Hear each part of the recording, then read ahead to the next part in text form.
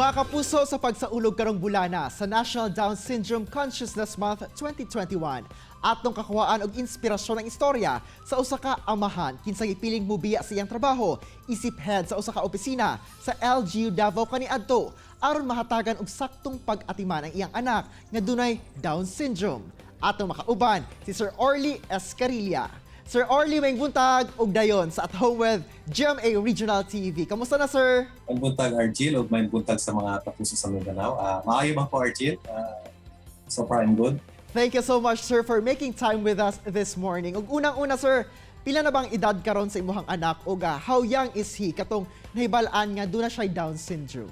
Ang akong anak karon, Argil, is 11 years old, na mag-12 na siya karong September.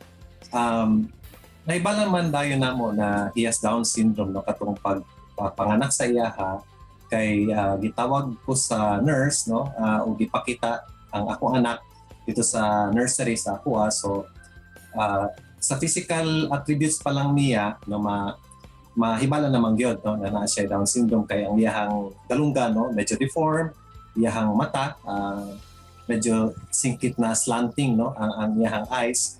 So right there and then, nakaibalo na dito ko na siya Down syndrome. Unsa ba imuhang nahimong reaction, sir, ug sa imuhang asawa po that time nga nakita ninyo ang inyong baby na? Well, sa ako, wala ko katunod, pero nadawat man din ako, no, na siya Down syndrome. Ang sa kabay sa ako ang asawa, medyo at first murag na siya guilt feelings, no, na unsa daw ang iyahang nahimo, no, nganong inanang mo ang anak, no, but eventually na-realize mo po niya na gift from God ng among anak, o wala man po na ituyo, no, na may anak ng bata. So eventually na-accept po niya na inato ang kondisyon sa among anak. Sir, unsa ba ang treatment o ingon man pag-atiman ninyo sa iyaha? Is it different sa pagpadako ninyo sa inyong kinamagulangang anak?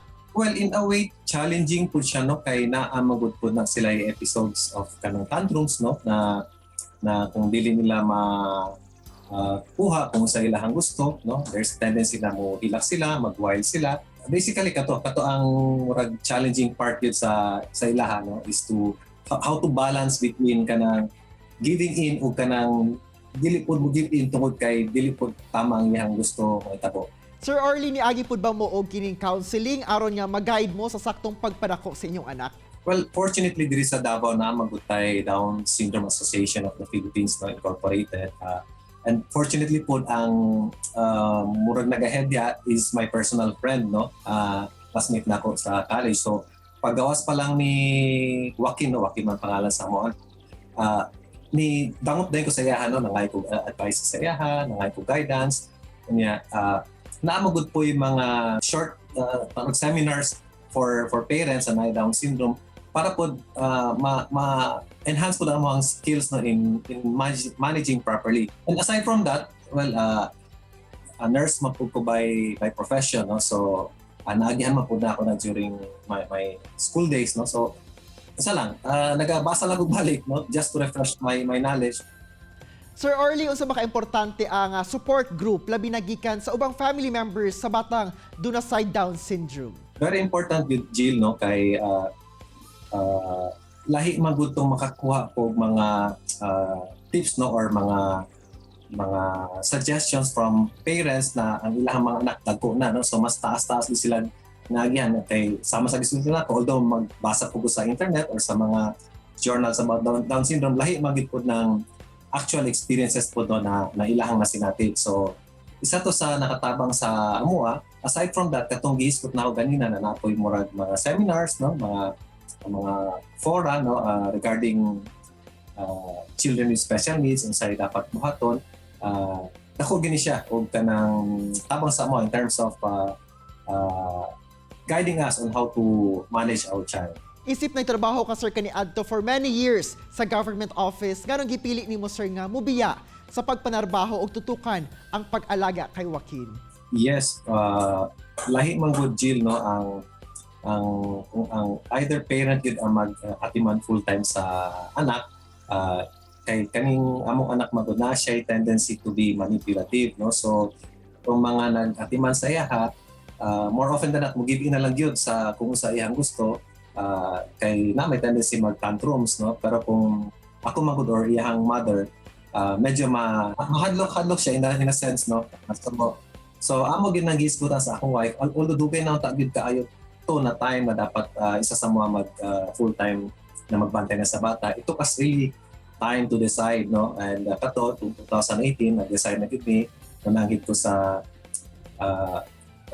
city government, no, kay sa atong chief of staff sa una yan kay mayor, no, na kung pwede mo mag-early retirement na ko kay kinahanglan ko mo atiman sa ko. And they answer naman po, no? They were very supportive of me. Sugot po sila dayon. Sir, in this time of pandemic, mas protective ba mo sa iyaha karon? Actually, protective naman gid mi taan even before the pandemic, no? Especially now kay dili naman namo siya ginapagawas, no, kay dili man sila pud allowed magawas except for essential na mga lakaw, no. So gina-explain po namo sa iya na kung pwede even diri sa balay to avoid going out of kana sa gate namo, no, kay na ay virus around the area. So musulti man po siya na di siya magawas, no, kay na ay virus. Sir, unsa ba imuhang ma-advise sa uban pod yung mga parents aron sakto po ang ilang pag-atiman sa ilang anak nga dunay samang kondisyon kay Joaquin? Well, ang ako lang ma-advise, no, kinahanglan gid no taas ang atoang pasensya, no, ato ang pagsabot, no, na lahi ni ilahang mga panginahanglan, no, dili sila pareho ng normal na bata, no, na dali lang makasabot, no, dali lang mo musunod kung sa atong gusto ipatuman sa ilaha, no. Aside from that, kinahanglan po tawag support group, no. Ako kay tabang ning Down Syndrome Association of the Philippines, no, na mugiya po sa mga parents, no, sama namo kung sa mga dapat buhaton o dili dapat buhaton, and above all, no, kinahanglan ta mo ampo pirmi, no, kay ang Ginoo mohatag mo tingnan sa to wisdom, no, on how to take care of our child. All right, daghan kayong salamat for sharing your story, Sir Orly. Ingon man, God bless you, and also kay Joaquin ug sa tibuok ninyong pamilya. Daghang salamat, Angel. Chillax sa mga kapuso, mubalik pa ang At Home with GMA Regional TV. Kini ang At Home with GMA Regional TV.